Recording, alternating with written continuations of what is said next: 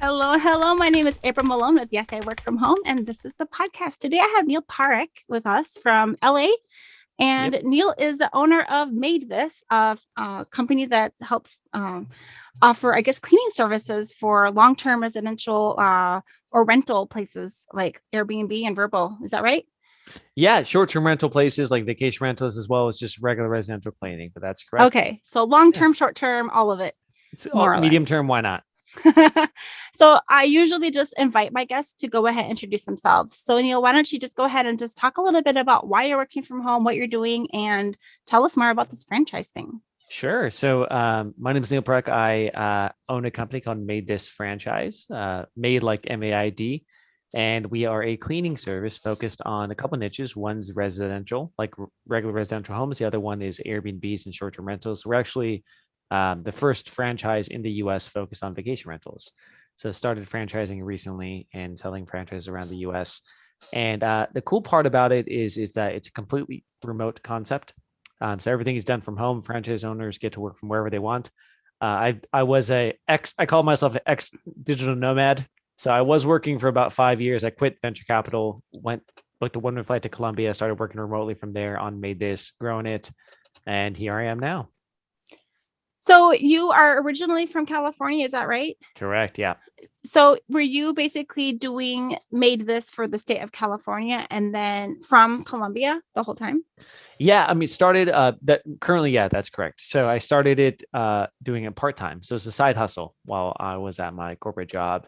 And as it kind of grew, I always knew I wanted to travel. And my thought was, well, you can't do a local business remotely. It's not possible. But then I started to figure out like, oh, maybe I can do it remotely. And that's when I started to create the systems, tools, and everything to be able to work from home or be able to work from wherever for this local cleaning company. Um, so once I figured that out and I quit and I decided I wanted to travel, then I really had to figure it out, right? So everything is done in a way where the jobs can be done remotely. So yes, I was servicing only California at the time, um, from wherever in the world I was. So I was out of country for about 5 years. Okay. And then you came back just in time for COVID, or did you come back because of COVID? Because of COVID. I just signed a lease in Mexico, so I was going to be there for quite a while, like 1 week before COVID hit. And it's funny. I was actually supposed to do this course called the Desert Island Survival Course in Panama. So Mhm. it's like 10 days you're stranded on an island. You have to survive basically. Uh, so I decided to luckily postpone it before, but there was a group of people who went that 1 week of like March 9th to 17th where the world broke. So they were stranded on the island, had no idea like this happened. So they got off the island and everyone's like, guys, there's this thing called COVID. The world is shutting down. You have to go home. So I was this close to being on that, but luckily I was in the news loop, still in Mexico though, and just canceled my lease and booked a flight to the US, and I've been here since. So So working you from were home here. able to cancel without big repercussions. I had to pay a certain amount, yeah, for sure. But luckily, the host was super cool. And I've mostly been living in Airbnbs for the most point. So this was a short term rental that I signed for a longer term rental. Got it. Yep. So you are working very closely with Airbnb owners. I'm not quite sure how you're not necessarily with Airbnb, right? You're just kind Correct. of like working alongside of them. How do you find these people to clean for? Yeah, get into the business model. So yeah, I just say Airbnb, just like people say Band-Aid instead of bandage. Any Yes. vacation rental is Mhm. kind of what we service. So many hosts they find us, right? Either through referrals or you type in Airbnb cleaning, vacation rental cleaning into Google, will pop up. The way the software works and the way the system works is very catered to them, meaning we sync with their calendar. Anytime there's a guest checkout, it'll automatically schedule cleaning with us. The cleaner does the checklist. It automatically sends them the report with supplies, damage reports, pictures, everything they need. So a lot of it is just very automated to hosts. And many hosts are used to working with maybe an individual cleaner. Maybe they clean it themselves. The scheduling is a pain. The technology aspects a pain. So we're kind of bridging Mhm. that gap between that labor force, which is tougher to deal with from a tech perspective, and the host who needs a high level of automation. Okay, so you're not down there scrubbing toilets. You're making the software to get this all automated for your hosts. Yeah, I would be terrible at scrubbing toilets and would get a lot of complaints. So no, definitely not doing that. And so we use a variety of different softwares and then marry that with the cleaners we actually recruit to go out to the Mhm. shops. Well, do you want to? I guess I usually spend about half of the time talking about your own work from home experience versus Hmm. what you actually do for your work. How did you start the concept? You said you were already still working in venture capital. Yeah. So yeah, from the origin story, I guess I was working at venture capital. April, you ever been on Reddit? Yeah. Cool. So I was on Reddit trying to figure out what to do. Is on the entrepreneur subreddit. And I was trying a bunch of things. I was like, I think my first attempt was some pet hair vacuum blog because I thought as like a nomad to travel, work from wherever you want, you have to do blogging, digital marketing, e-commerce. It's kind of what they sell you in the Nomad ebook when you look online. Right. So, anyways, I came across a post of a guy starting a cleaning company on Reddit, and I thought, what the heck, I'll try this too, amongst the other things I was doing, and it started working. It started working way better than the other things I was doing. So I just started to roll with it, and I had a mindset shift during that process of saying, "Oh, can I make this local business work remotely?" So that's what kind of got me started in it. But it was a couple of years of just like side hustle. The cleaners would want to get paid. I didn't know what to do. So I'd go to the ATM, get cash, drop it off to them outside of my corporate office. Like it looked like a drug deal from the windows. A lot of my coworkers thought I was just drug dealing during lunch breaks. Uh, but I was just running cleaners, a little bit different. That's So amazing. yeah, so that was the starting of it, and then started to figure out the systems. It took a while to figure out how to make it work, and then finally was at a point where I said, okay, I haven't replaced my income, but I've got enough where I could go survive while I'm traveling. And then so I just thought I'd be traveling for a year, turned into 5. When you started, did you have the resources or the know-how to make this software, or were you already working with a team and contracting with people at that point? For the software, you mean? Yeah, it was all third-party software. So no, I don't know software. I didn't even know how to make a website. So I threw up a really crappy looking version one website, and said, "Hey, let's just get going." And I think that was kind of the most important thing of let's just keep moving. I spent way too much time testing and analyzing and reading, and it feels very productive, but it's not really productive until you actually do stuff. So no, I use third-party software, and we still use third-party software. And then I kind of just figured out piecemealing it, how to make it work. How do you find a cleaner? How do you know it's a good cleaner? How do you match them with the customer? How do you cater your package to the customer? How does pricing even work? Like there's so many variables to figure out. Um, which is why, eventually when we started made this franchise, that's kind of the pitch with our system plus any system is you don't have to reinvent the wheel. I already made way too many mistakes. Just don't do the same mistakes I made, and you're going to be way better off. So that's kind of how it started and how I figured out what I was doing, mostly just piggybacking off of other software. When you are working with franchise owners, are they owning the whole state? Do they have the rights? I don't really know how to speak about franchises. I have a friend who owns one for cabinetry business. And Hmm. other than that, I haven't experienced it. So if I use all the wrong lingo, you can you can correct All me. good. Yeah. No, it's a good question. It's based off of usually city based. There's a protected territory for a certain number of households, which are given in that territory. So a large city might have multiple franchises. A small city might have one franchise. Is how that works. So you Okay, so it's not like a full state thing, it's by city. correct. Yep. By city. Yeah, I looked at your website and I saw that there were available franchises in these states, and it looked like California was spoken for. So, but there's still quite a few opportunities out there right now, right? You've got how many states do you have covered at this point? Yeah, I mean, registered in 40 states to be able to franchise, and franchising is a very regulated industry. So we got into it because I thought, hey, look, it's a newer concept. Like it's kind of a millennial cleaning company, right? Focused on Yeah. Airbnbs. You do online booking. You don't have to talk to anyone and get free estimates. Is exactly what the millennial crowd wants. A lot of the existing franchises are from like the 70s, 80s, 90s. Like it's Mm. different. So we went out to market with it's a remote concept, work from anywhere in the world you want. The audience is catered towards that. So anyways, that's what we went out to market with. But yeah, in terms of the locations we service, it is there's 40 states we're registered in, but franchising as a concept is a very regulated, meaning you have to register in all the states you are going to be franchising in. There's some states where it's a pain in the butt, like California, and there's some states Hmm. which are a little bit easier to do, like Arizona or Texas. I It's going to be see. easy to do. I see. So So that's you don't actually have a franchise in California. You're probably just running that one. Am I getting it right? Yep, we're just Okay. running. Yep, we have two I see. locations, corporate locations in California. Got it. Yeah. And do you have people that are literally working in person in each of these franchise cities, or is it completely remote for every owner? Usually the people who do the franchising, they know the city because there Hmm. is some helpfulness to know the city, right? You can know what areas are good and what are not good.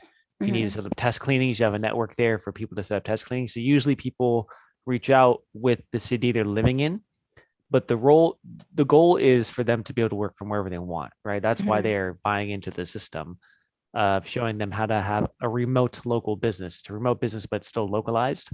Um, Hmm.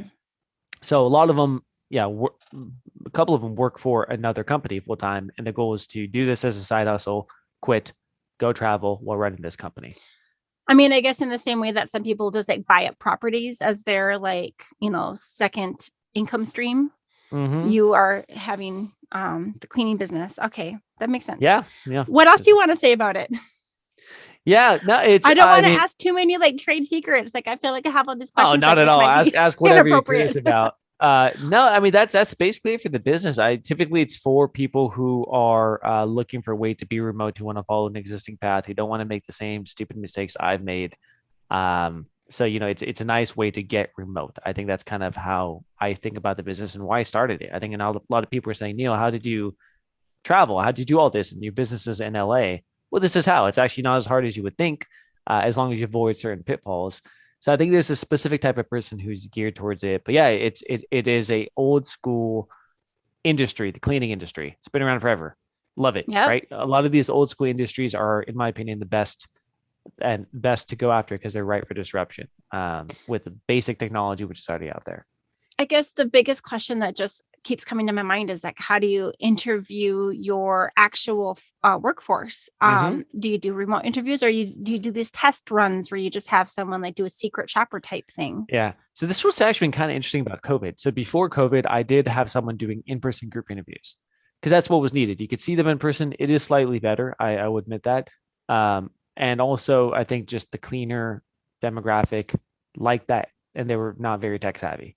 The cool silver lining of COVID is because now everyone moved to Zoom, Mhm. even cleaners know how to use Zoom now. Yeah, yeah. So we could do virtual interviews all the time now. We don't need to do in person anymore because finally that demographic knows how to use technology enough for Right. us to actually have these efficiencies. And they probably didn't even learn it because they were using it for job interviews. They probably learned it so they could talk with their family across the Mm-hmm. country.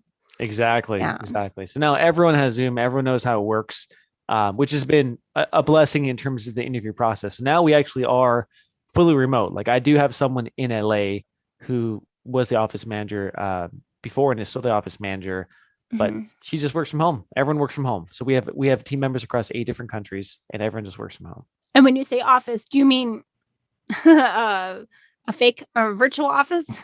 Virtual office, yeah, work from home office. Got it. Got it. Exactly. Yeah. All right. Well, I want to kind of go back into the I've read somewhere about you that your parents also had some remote work or work from home opportunities in the past and that helped inspire you. Can you talk about that? Or did I even get it right?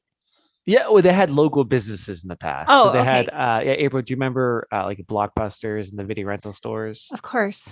Yep, yep. So they had video rental stores growing up. So I was kind of always around small business, Okay. um, and that kind of inspired me. And they had them for 32 years, and towards the end, obviously not doing that well when Netflix and everything came out. So part of the reason I started made this was to help them be able to work from home That's because, right. yep. That's where I got it mixed up that you started this so they could work from home. Exactly. Exactly. Yeah. So even now, my mother's still working as part of Made This, working from home, halfway retired. So able to do working from home even in the boomer age. That's amazing. Um, I know that you were talking about Blockbuster and the downfall of some of these video rental stores. I know that the short-term rentals, Airbnb and such, has also struggled a little bit because of COVID, with everybody shutting down all their vacation Mm-hmm. plans. How are you guys weathering this storm? Yeah, it was kind of crazy, right? It's luckily I think we weathered it because we're not only focused on vacation rentals. We Okay. do residential as well, which is a large actually a larger part of what we're doing, funny enough, now. Right But it now. wasn't before. Before it was mostly vacation rental, some residential, and it kind of flipped. But Mhm. that's why it's good to have both sides of it. So, Right. during COVID, we had to get super scrappy. We said, hey, what's happening? Everyone's moving out of LA. What happens when you move out? You need to move out cleaning. Let's go after those guys. Mm. So we kind of shifted a little bit towards what was needed and just really, luckily, it's a lean business model, right? We don't, everyone works remotely, everyone works from home, most people out of country. We don't have any overhead. You don't Uh, have the big office space that's empty and your own exactly. cleaners. So yeah, exactly. So we could kind of scale up and down as needed, which is very helpful at that time. Mhm. Yeah. And you said your mom is helping with the business now. What role does she have? Yeah, originally she did a lot more. Now that we have actual team members and a global team, it's a lot less. But a lot of it just interviewing cleaners, anything that's needed. She's kind of a jack of all trades at this point. So doing everything from her bedroom. That's her work office space. Would just be her bed. Just like, okay, I'll do a little bit of work over here. Yes. Yeah, And my setup's a little bit different. is she on the phone or does she do video interviews? Both, just as needed. Yeah, we all try to do video interviews because I feel like you get a good feel of the cleaner or whoever you're trying to hire a lot more in video. So that is what we focus on. I just heard you say global team. Do you want to talk about your team? Yeah, sure. So of course there's the cleaners who are local. And then globally we have teams in I think about 6 different countries right now. A lot of them in Latin America, some of them in South Africa, one of them in India. So these are the teams where, like, let's say cleaner calls, it'll get routed to my team, or if a customer calls, it'll get routed to my team, which is the global team. We're all connected online via Slack and a bunch of other things, but everyone works from home. I don't think anyone even works from a co-working space. That's usually just me. Everyone works from home and it suits their lifestyle. Some of them have kids, they do homeschooling, perfect for them. Some of them live in places where, you know, it's in the middle of the jungle, but they have Wi-Fi and that works. So they're able to kind of pick the lifestyle they want. Now, is this the team that's helping you manage your business, which is running the full company? And then are your clients the people who are like interested in buying a franchise? Two businesses. There's the corporate You've location. got both. Okay. Yeah. So they're mostly running the corporate location. The franchise location is growing, right? So it's on the early stages. So it has a one or two team members, but it's not very big yet. Okay. So Hmm. your mom is part of your team for the local business. How many Correct. people do you think for a bigger city? You're in the LA area. So how many people would it take, do you think, for if someone were thinking about buying a franchise for a bigger city, how many people would they need to have on board? For the office staff, you mean? Yeah. I think the answer is going to vary of how much work the owner is going to be doing. Mhm. And I actually know this pretty well because when you franchise, you have to tell them that they're going to ask that question, like, when do I need to hire? When's my first office hire?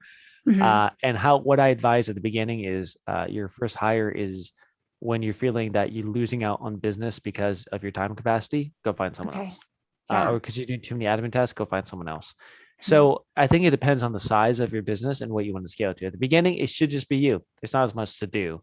And then when you get to, let's say, I'd say probably 5 to 10,000 a month in revenue.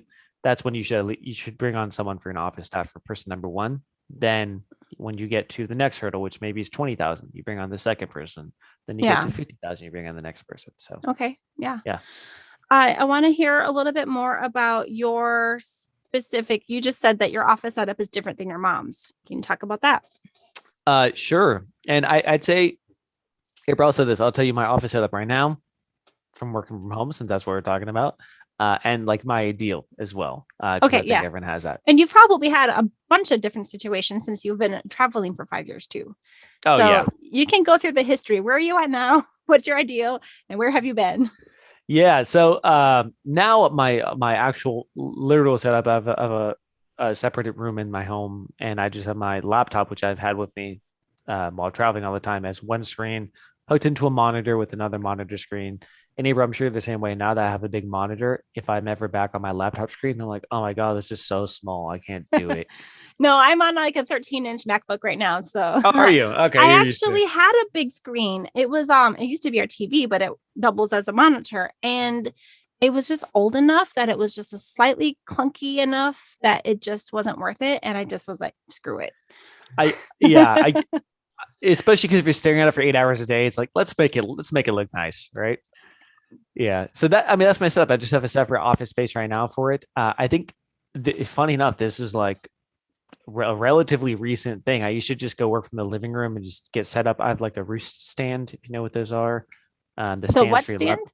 The Oh, yeah, roost yeah. stand. Yeah. Okay. So I used to just go in the living room and dining room and do that. And I realized that if I have one dedicated space with all my stuff, I'm way more productive. You just kind of get Hmm. into the zone much faster. That's difficult to do while you're traveling. So that'd be a different setup. But at home is just a normal office room, home setup, and make sure I'm mobile with my laptop. Let's talk about your household. How many people are you working around? Like, do you have dogs barking or people or kids running around or anything like that? I don't. Currently, I'm at my parents' place just to help out with them. So there's just two other people. So it's been an Okay. interesting shift with Hmm. living with parents who are very used to saying, "Hey, I could just barge into the room whenever I want to," and or to you to go do the dishes and stuff. It's like, hey, And no, we can't do that it's anymore. their home, right? It is their home, so it's like, okay, fair. Like, yes, you could come in. So it has been a shift. I think we've transformed over the last year from just like parents like, hey, these are roommates, right? You kind of learn how to live with other roommates as well. Right. But luckily, I have my own space in terms of the office setup, so it hasn't been too difficult to be still. April, I'm actually curious what your setup is with kids and everything running around because you can't keep them out of your room if they're yelling and banging. They don't understand. Hey, I'm on a podcast. I can't do this.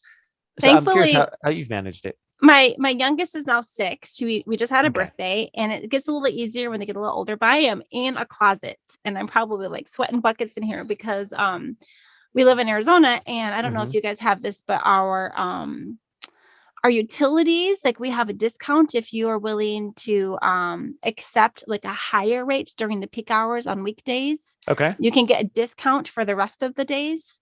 Hmm. And the weekend and the holidays and the evenings and the mornings, everything is cheaper. But if you run your air conditioning during the peak 3 hours, it's it's like triple expensive, twice, Oh three wow. times as much. Yeah. And so we actually have a thermostat that cuts off for those 3 hours until it hits 83. So we have like we live in low humidity, so like 78 is pretty comfortable. um 83 is less comfortable, and we're probably hitting that right now. And I'm wearing a sweater. I don't even know what I'm thinking. Shoosh. But yeah, I am in So a what are those closet. 3 hours? Ours are from 3 to 6. So you can, I guess they sell different packages. So some people get 2 to 5, some people get 4 to 7. So it's nice if you can cut it out, turn off the air conditioning if everybody's like gone, like off to Right. sports or at work. So that the house is back to cooling again when you're home. But I've been working from home through all of this. Yep. And then we had all 5 of us. We've got 3 kids, and my husband's been working from home for a year and a half. So yeah, I'm in a closet, and it's through my bathroom, through my bedroom. And so I have 2 doors that are locked right now. Wow. And my husband and my family have all been on notice, like, I'm going to be recording an interview, and Mm-hmm. please stay downstairs and stay off the Wi-Fi and don't use the Echo Dot, and just Yep. try to protect the bandwidth a little bit. Yeah. So I've been working from home for 13 years, Oh 14, wow. 13, I think. Yeah. And in different capacities in 5 different houses, and let's see, 6 different houses and 6 different offices in 5 different houses. And I think 3 or 4 different states. Hmm. I'd have to think about that. So I'm not a digital nomad, but I've definitely like had to set up lots of different Yep. places too. And always like scoping out like, okay, where I'm going to work from. So my husband's Yeah. working in our bedroom right now. So Okay. is your home office in your bedroom, or do you have more than one Yeah. bedroom to Separate work with? office. Yeah. Okay, Yeah. I nice. have a separate spot. But I've noticed the keys just to be, at least for me, I'm sure everyone's different of how they can get into the zone. But if I have the right setup, then it makes everything so much better. And I just kind of flow better and actually get way more work done. So for example, like if traveling, if I'm just on my laptop in my room, I know while traveling, I'm going to be so itchy to get out that I Hmm. can't do it. So usually when traveling, I will almost always go to a co-working space. And I Okay, literally would book Airbnbs close to co-working spaces if I'm going to be there for a while, right. because I know I'm not going to get anything done at home. I'm going to look outside and be like, oh, there's a beach over there. And I'm not in Hmm. LA. Let me just go hang out for a while and not get anything done. I've had over 50 guests now. I've done several solo episodes as well, but you're, I think, into my 60th, 61st episode. I'm not sure what number this one will Hmm. be, but over and over and over and over and over again, I hear people say that it's just so much more helpful if they can have a place where they can close off, or a place that they can call their workspace so that they can close their computer at the end of the day or walk away and shut the door. And I think what you're saying is that, like, it's just, you can get into that mindset and that focus zone. It's a funny like And human psychology thing if you think about it, right? Like mhm, why if I have the same setup downstairs, I don't think I'll be as productive. But it's just like a dedicated zone of saying, hey, this is where I work, and your brain shifts and it's like, oh, I guess this mhm. is where I work, and that's what gets the more productivity done. It's like muscle memory for your brain. Like, this is, I'm not going to allow myself to do this, that, the other thing. When I work in the kitchen, I am distracted as heck. Yeah. I am eating, I'm doing the dishes, I'm doing the laundry. Our laundry's right there. And I'm actually not really a great housekeeper, but I've never had so much housekeeping, caught up as when I've had a project due or something like that. So, Just whatever way you could procrastinate, why not? right. And then is your dad also working currently? He's not. They're retired. So Okay. yeah, he's just around, and so at least the home setups, it's fine. And April, I don't know if you have this, but like if I'm running down to like the kitchen to quickly get something before going to meeting, at least with roommates, my parents in this case, I have to be like, okay, I'm gonna go down quickly. I can't talk. I'm sorry. Bye. And you just have to like run back basically, or else you're gonna get roped into a conversation. Oh yeah, Same for I you. actually was picking up my kids after school, and my friend was like, "Hey, can you swing by and pick up this thing that I had dropped off, and maybe you guys could say hi to the kids?" And I was like, "Here's the deal," because I know anytime I stop at those people's house, even if we're Hmm. social distancing and wearing masks and outside in the heat, we'll talk for 3 hours. And I'm like, I have an interview, and I don't want to forget to show up. Yep. So we're rescheduled for tomorrow because I know myself too well. Well, I Right. appreciate you putting me in front of your friends there. I'll see them. That's It's Yeah. all good. We dropped off tie dye, I guess supplies like the dye that you can dye your t-shirts with and stuff. Because Hmm. we had been given a gift of tie dye, and it was enough to make like 55 things, and we only had 25 things to make. And I'm like, I don't know what to do with all this dye, but we are not going to tie dye anymore. Yeah. So yeah, it's a good excuse to see friends. Yeah. Uh, so why don't you talk a little bit about your social life while you're traveling, while you're working from home, and while you're in quarantine? Or I know California did a lot more lockdown than we did here in Arizona. Sure. I mean, I guess while traveling, it's a different beast because it's not the same people right? You're gonna run into a different crowd, and depending how long you're there, you need to decide to make friends or not make friends, right? If I'm only Yeah. somewhere for 10 days, it's kind of an awkward time to like, yeah, I guess you could meet some new people, but you're gonna be gone anyways. Mhm. Um, so I think a lot of my social life while traveling would consist of uh, I go to oftentimes I go work from co-living spaces. Co-living spaces are dedicated communities, which is like think about Airbnb combined with a co-working space for people who Yeah. are staying there longer term. And I always used to love going to them because I'd be there for 1 to 2 months at a time. You get a really good community, and those end up becoming your friends for social activities. So I think there was a year where I exclusively did co-living places. I just loved it so Mhm. much. So that's what I would mostly do if I could while traveling, is just kind of get plugged into that community. So you're finding people that are like-minded in their lifestyle, and maybe different kinds of work, but a similar work lifestyle.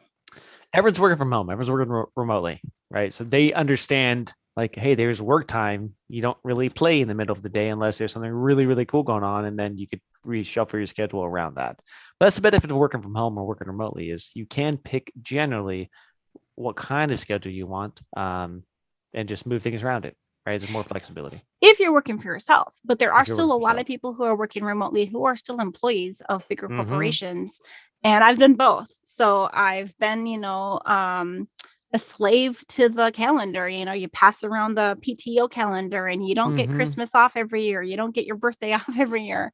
Um, yeah, I've done both. And I think that was the thing that a lot of people thought, that, because I worked from home, that I had freedom to just work at any coffee shop and whenever I wanted. And that wasn't the case. But the people who are living in these co-living spaces obviously have more freedom in that regard, probably.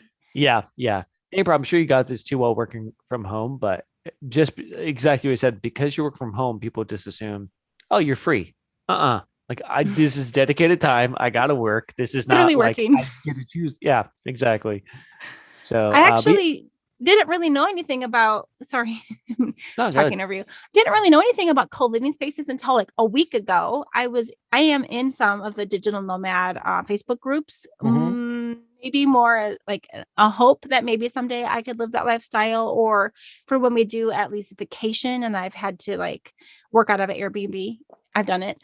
Um, Someone was posting that they were building one or renovating something to turn into a co-living space in, I think, oh dear, where was it? Some other country, Thailand, I believe. Hmm. And they were talking about like, what things would you want in a co-living space? And Yeah, that's a people good are like, question. on-site library or on-site laundry, Yep. um, excellent internet connection because not spotty, not, whatever. And, desks that you can sit at comfortably for hours, not just like aesthetically beautiful desks, Hmm. but With like, the like a random chair. Yeah, absolutely. yeah. So what about you? What kinds of things were you looking for when you were living in a co-living space? All of those would be great in addition to a quiet place to be able to take meetings. Right. Like Right. at so many Mm-hmm. spaces, I'd be like outside in a closet somewhere. It's heat, my AC is off, I Yeah. guess. And you're just trying to crank out a meeting on Skype or something like that. So either if there's a comfortable place to have dedicated meetings, that's huge. That's Mm-hmm. key. So that did come up a few times. And I actually saw also just like soundproof rooms, like just like Mm. good insulation between the rooms so that people can work without hearing the entire community. Yeah. Yeah, I'm very curious if co-living spaces are going to take off with a vengeance, like bigger. Because when I was doing it, it was relatively new. The only people who went to it was nomads. Right now, people Mm-hmm. can work from home. In theory, you could work from Right. many different places. Mm-hmm. I don't know if I've heard of co-living spaces exploding yet. Funny enough, it seems like people can work from home. They work from home, even though technically your home could be anywhere as long as your computer's there. Right. I don't know if I've seen as many people yet take advantage of that as much as I thought they would, but I'm also maybe not around the crowd, so I don't really know. Well, and the pandemic has kind of forced everyone to, stay close to home anyway. Mm-hmm. And then those of us that have children, it's a whole different thing because you've got schooling. It's We way did different. homeschool last year, but with the pandemic, we didn't get to go out and do like field trips like we would have wanted to or travel. So yeah, once you introduce like little people into the picture and they're tied to a school or sports or some other Yep, activities, you get grounded pretty quick. that's a You good know, when point. I, when I was in my 20s, I had traveled quite a bit in my teens and early 20s. Like I didn't make it out to Asia, but I was definitely like, I've been to Belize and let me think, Peru and the Dominican Republic and Puerto Rico, and then like into Europe, several different countries. Um, and I was 22 years old. I remember coming home and I got my first desk job, which I kept for 17 years, but I kept my passport in my purse for probably 10 years because I wanted that Wow. freedom to be like, you know what? I could just buy a plane ticket and go. Mm-hmm. And, I liked knowing that I had that freedom, but then I got married and I got kids and, we haven't traveled yet, but I think now that the kids are of that age that we could consider it now. Mm. Yeah, I guess you said you have one or two kids. 3, but the youngest is Three. age 6 now. So Okay, good. So at a proper age where they're not going to kill themselves if you don't watch them. yeah, it gets it. Well, my oldest actually, she's the one that we have to keep an eye on, I think the most, but yeah, it's a little bit easier. They're not gonna like tot off, some ledge or something like that these Yep. days. Yep. Um, did you have a lot of people that were traveling as singles, or did you see any families in these co-living spaces? In the co-living spaces, the vast majority would be singles, because I think the families would probably get an Airbnb or some space like that. Mm-hmm. I thought it was kind of inspiring when I did see traveling families. That was cool. Where I was just like, oh, I'd probably want to try that out. I don't know how hard it is, right? I didn't go speak with them, but actual people doing long-term travel with kids is a very thing. Unique thing. I'm sure they have a pretty awesome work from home setup too, right? Because they're going to be bouncing around quite a bit, and bouncing around plus having to manage kids. Whew, it's a lot. Well, and usually if you're traveling with kids, that means you're probably homeschooling. So Mm, probably one parent isn't working often yep. or working opposite shifts from each other. shifts, you know what I mean? like getting your hours in during this time or the other thing, or find it a really lucrative passive income. Yeah, seriously. How passive is this job that you have created for yourself? For my company, Mm-hmm. um, I don't. I still work full time. Maybe Mm-hmm. not because I need to, but because I want to, and I want to see it grow. So I Yeah. guess it's a little bit different when it's more of a choice as opposed to I'm being forced to work full time. Mm-hmm. So still, I don't think I've tested the exact limits of how passive can this be, because I just don't want to. I just want Yeah. to keep growing. I like it. So I probably, if I really wanted to, just for the California businesses, I could probably get away with less than 10 hours a week on it. Mm-hmm. Um, But that's yeah, with your mom also helping. mostly with my team helping, right? Okay. Right. Yeah, my mom plus team. So most would be Mm-hmm. at this point would be mostly meetings that I just have to manage people and things like that. So yeah.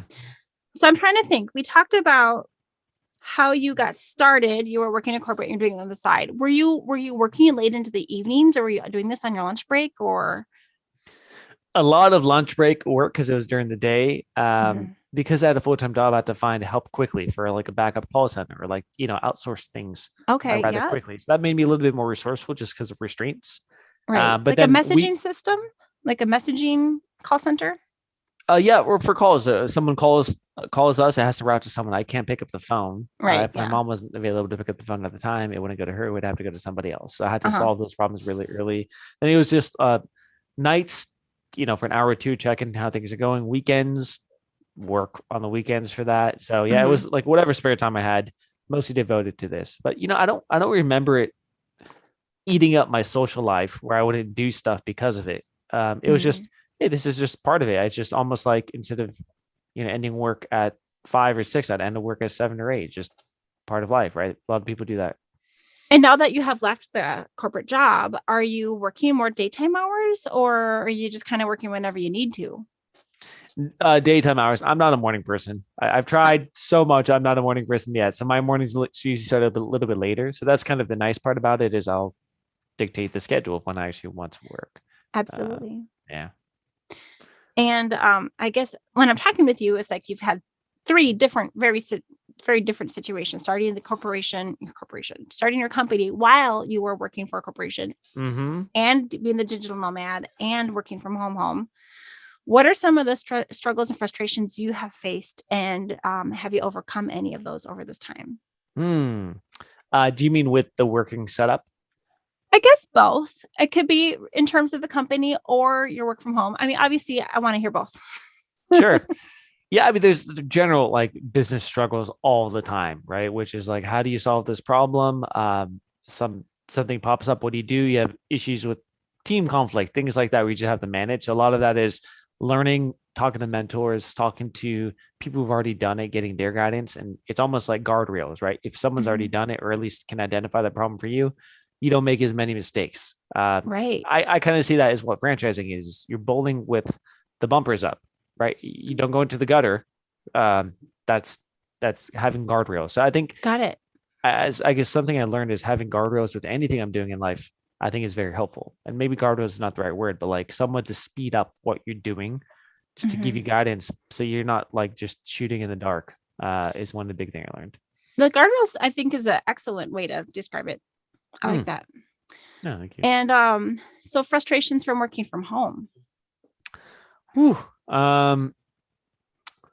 I think for me, it's kind of knowing what I need in order to be productive. It's how do I get into the flow state quickly, right? For example, if I travel, I know the first week I'm not going to get stuff done. After doing this long enough, I'm going to be too excited. I'm going to go want to do stuff. I want to go explore my neighborhoods. So first week, I just imagine like, look, I'm going to do the bare minimum, and then it's going to be a wash. And Okay. then I'll need to say, cool, now I need to really find a co-working space because I know I'm not going to work from home, somewhere I could go 3, 4 times a week, and then have the proper setup there, figure out the desk. So I feel like it's for me, it's getting into the routine as quick as possible for working from home and having a dedicated space, whether that's your home, whether that's outside, where you go in and your brain turns on and says, "Oh, this is work time." Yeah. For me, one of my biggest struggles is being comfortable. I've had some back and neck and hip things, just Ah, yeah. injuries and just, carrying three babies, just my body has changed and I get sore easily. And I have to be very careful to have a good chair and good height and good things. Hey, And for I what chair do have you have? an old chair. It's So with squeaky. that, you Yeah. No, but it's a proper chair that adjusts. And I've been sitting in it for too long and I probably should first of all oil it somehow. We haven't figured out how to get it stop squeaking. But it's fully adjustable. Like you can, rotate your seats, different ways and you can adjust the tension on your back and everything. Um but I mean, I guess just ergonomics are still really important to me. And whenever I think of digital nomads, I'm like, how can they sit correctly if they yeah. don't have any of these? Like I've even had like a travel riser, for my laptop so that I teach online. And so I needed to have my camera up a little bit higher, so that it didn't look like it was like going up my nose, I guess. Hmm. So but you're probably young and fit and maybe you never hurt, but have you ever figured out how Uh, to be more ergonomic? I'm starting to get there. Where I'm like, now it's like my back hurts it's just out of nowhere. You get to your mid 30s and you're like, wow, things just start hurting. I don't know. It just happens. So it's funny enough. I'm actually in the market now to find a much better chair and like Mhm. splurge and just say, look, let me just get an air on like one of those really Yeah. ergonomic chairs because Yeah. I'll probably have it forever. And I think that's part of the setup. But it's been something Mhm. where I've ignored because I haven't needed it. Um, I was younger when I was traveling. I don't really Yeah. need it now. I realize like this is gonna add up. Maybe this is important. Yeah. Exactly. I feel like I usually hear people start talking about their shoulders and neck and headaches probably about 3 months into that game, but sounds like you must have been lucky in that Yeah. regard Yeah. for Maybe five I went to the years. right co-working spaces, so they had them. Well, did they have good setups or was it just like a chair and a desk? Or do they have It like depends. proper? Yeah, it depends what country you're in. Okay. But most of the places are pretty well developed. Yeah, they have proper setups, so that probably helped a lot. I have interviewed people in the past. We talked about WeWork and a few of the other co-working spaces. And I know that they've also gone through as I don't know, a tumultuous time. During the pandemic, a lot of these co-working spaces have struggled. Hmm. Or people are like, I don't need my I don't need my space anymore. I'm just gonna work from home. And they're like, Right. you had a contract. Um, did you have like one company that you could use worldwide, or would you just establish a relationship in every country that you were in? It's a good question because I was considering doing like the WeWork thing just to go everywhere, but the reality is, most places you're going to be, it's not that there's a WeWork there. So you might as well just find whatever local co-working space Right. there is there. So no, I actually I think that's what WeWork wanted to be, and I don't think they're going to be that, which is the global co-working space. You have one membership that gets you Yeah. unlocked everywhere. Mhm. Because of everything they went through recently.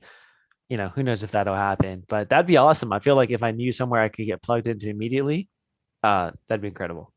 I spent some time in Europe in it was like the year 2000 actually. And so a long time ago. And back then it was all about the internet cafe. Mhm. Oh Everyone yeah, you would go to an internet cafe to be able to log into a computer and they'd be the old big old computers and you'd pay 15 minutes at a time just to have access to the internet. I wonder if co-working spaces kind of like grew out of that or have they been that's a around good longer, do you point. know? No, I'm sure they grew out of that because I remember hearing internet cafe, and no one says that term anymore, right? Everyone No, just says co-working co-working spaces. So space. Mhm. it probably has evolved to that, and I wonder what the next iteration would be. Um, to be honest, it might go full circle and go back to normal office space. Hmm. Things tend to I move in circles. I don't know. Well, let's talk a little bit about your I don't know what to talk about actually. What do you want to talk about? I want uh, it. I want to get to a few other things, but I don't feel like we're quite done yet. yeah, no, I feel like we got the setup down. We got the company down. I think we're good. Alrighty. Yeah. What do you got in mind, Well, April? I guess I usually ask people the same question at the end. And Hmm. it's just, what advice would you have for people who are thinking about working from home for the first time? But in your situation, you can also add in owning a franchise or thinking about being a digital nomad. Like go ahead and go from there. Yeah. So, what advice do I have people who are working from home for the first time? Let's go with that. I guess the first one would be, try to get out of your home. right? It's very easy to work from home, and I feel almost quite refreshed if I change it up one day. One day a week, I go work from a coffee shop if it's open during COVID. Who knows? Or go work from a friend's space and then come back. I just feel kind of refreshed. So that would be one tip, which I'd recommend doing. But you were saying earlier that you feel like you get in the flow faster when you're Oh, in I'll your same lose space. flow for sure. I will. This is like happiness versus flow state, right? Like which one Okay, is got it? it. Yeah. Yeah. No, guaranteed if I'm just at home in the space, I'm probably gonna get more work done than if I change it up and went to a coffee shop. But I feel like mentally I feel more refreshed. Even though I Okay. don't get as much work done as a coffee shop, I feel like I'm mentally a little bit good, nice change of scenery. It's more of a lifestyle thing. All right, got it. And then Yeah. what about people who are interested in learning more about your company, like who've never considered a franchise? Like, can you sell it a little bit? Like, why would someone want to consider a franchise to get them working from home? Yeah, absolutely. And look, I'm not saying made this franchise thing, any franchise system in general. And I always thought franchising is like, oh, that's an old school industry, right? Like who from my parents' franchise, I don't franchise. That's not it. But I actually think there's really cool business models out there. And now that I've done this for a long time, if you could pay someone to speed up what you're doing by a lot, like why not, right? Uh, Instead of trial and error, just be able to expedite a lot of things you're doing. And if you know what you're looking for, that probably is a good franchise model for you. For example, if you're looking for work from home, remote, maybe this is a fit, maybe something else is a fit. Who knows? But if you go in knowing what you, with a loose idea of what you want, see if there's an existing platform for you out there already. I think a lot of people try to reinvent the wheel. Myself, when I started, of just trying to be unique and saying, "Hey, I want to start my own thing. How do I do it?" But if the end goal is just to have financial freedom, location freedom, I don't think you necessarily need to have something completely unique. You could achieve that with made this or another franchise system or another type of business model where it's not brand new. And I think that's something that's often overlooked. And then what about that part where if someone is thinking about the digital nomad lifestyle, you've kind of lived all three things: the corporate office job, the traveling thing, and then Mm-hmm. also the work from home. Do you have a preference? Like, do you really want to get back to that? Yeah, I don't. Funny enough, I don't think I do anymore for the nomad Really? lifestyle. I think there's a start of the nomad journey, and then there's a middle, and then there's an end, like with anything else. And I reached the end rather abruptly, but I was getting to the tail end of it already. Um, so after a while of doing it, it kind of unfortunately becomes your identity in a way. Like Mhm. you're the travel guy, you work remotely, and then if you don't do that, you kind of feel like, well, what am I doing then? Um, so I liked that now I had some time to kind of reflect on that during COVID, stepped away and thought about, what kind of lifestyle do I actually want? And I feel like I've done that. And now I like having a home base and then probably traveling more frequently than normal, but Mhm. not as much where I was like 3 months, 3 months, 3 months in different places. So yeah, with the mix, I guess I'm trying to go with the hybrid now, and we'll see where I end up in another 4 years. But right now, I want to go with the hybrid model instead of full nomad or full corporate. Were you really traveling internationally every time, or were you staying in like one country and doing different parts of a country for 3 months, or were you like full on different continent every 3 months? Mostly on the same region. It's mostly based off of the weather, right? If it was like wintertime, I would go to the southern hemisphere instead and just hang out over there and then flip flop. So it was endless summer, basically, just Oh, depending where it was. and you stayed mostly in South America? A lot in South America just because my business and time zone. Like I had to kind of work in LA standard time. So I had to be in loosely the Western hemisphere. Then when things started Mhm. loosening up, got more team members. I went to Europe a lot. Then finally I was able to get to Asia when I actually had a proper team around. So it wasn't just dependent on me. So I got to Asia maybe in 2018 and then I loved it. I spent maybe total 6 months there. Yeah, it was awesome. Have you spent much time bouncing around the US? It was funny enough, like not as much until the pandemic. Then I was like, okay, I'll go check out a little bit of here and there. But there's so much in our backyard. It's crazy. Yeah. I just, there's excitement out there, but then you realize like, oh wow, people from other countries come to the US to do road trips. Like that's the thing they do. And that's right in my backyard and I haven't done it yet. So not as much. How about you, April? I actually had been to Europe 3 times before I had ever been to Mexico, and I still have Hmm. yet to be into Canada, and I'm from Minnesota. So, Wow. So you're basically I Canadian is the point. mean, I basically am, but I still have never been there. It's so weird. Man, Yeah.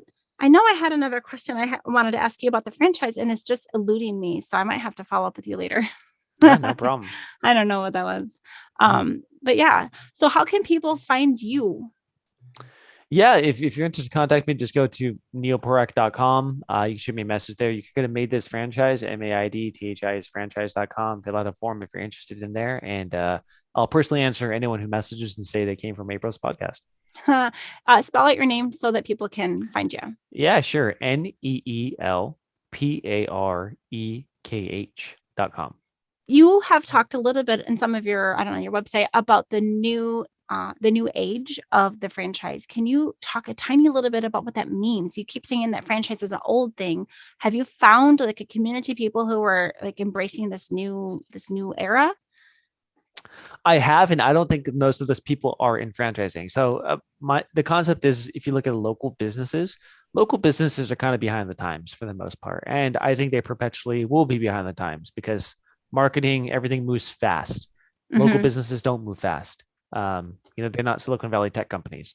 So I Mm-hmm. feel like there's a breed of kind of newer age local companies who know what they're doing, who are bringing like big marketing tactics from, let's say, e-commerce or digital marketing down to the local level and just kind of crushing the competition.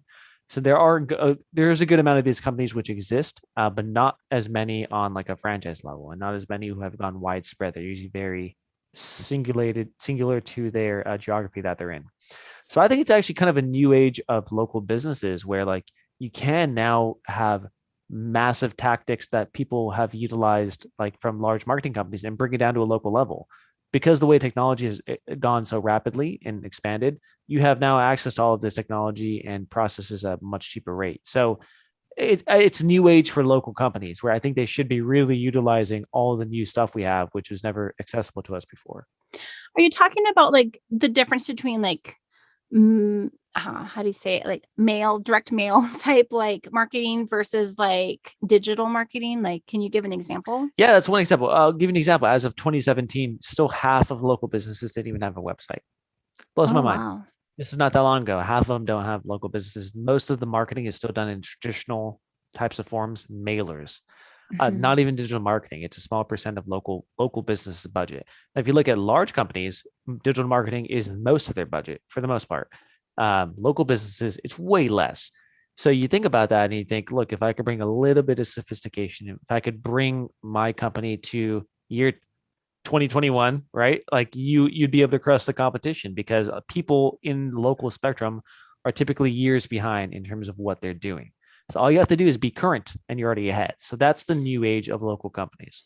I guess I can really see that because, like we were saying earlier, a lot of the people maybe that were in the housekeeping industry might not have used Zoom. Same thing for local business owners. If they've been like their ma and pa shop, brick and mortar business, they were doing face to face customer service. And now that we were having to pivot and all of the catchphrases that people are using these days, Mm-hmm. I guess it's probably pushing people towards that, but they need the extra little bump, Yeah, I'm sure. Yeah. exactly.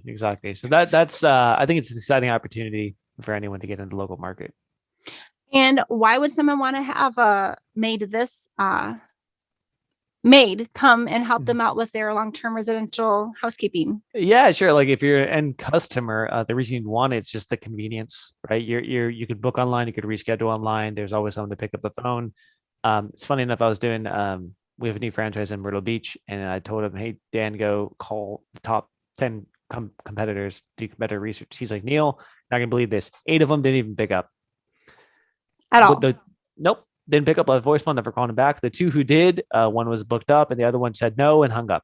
So that's the competition. That's the customer service many people are getting. So, good convenience, customer service, basic tenets of what you need to provide as a business is what you get with Made This. Oh boy, that's that's discouraging and encouraging, I guess at the Right? same time. Like for you, like wow, look how we can compare. That's good. Yeah. Yeah, exactly. All right. Any final thoughts? No, I think it was a really fun chat, April, and I do like just it inspired me. Honestly, it's a strange one to go get a better chair. Like I've been I've been pushing it off for so long, and I'm like, damn, I really need to get better chairs. So Yes, I think yes. the work from home setup is super important. So thank you for that. I'm in the market for a better desk because I think I use my office often, But I like to be out of it. If I don't need to be in here, I like to sit somewhere else. And so I need a secondary place to work from. And I know it's like opposite of what you said, but I'm in a closet with no window. So I need to get out. You get a pass. So, all right, Neel, thank you so much Cool. for this. This has been April Malone with Neel Parekh. And this has been Yes, I Work From Home. Thank you so much. We'll see you next time.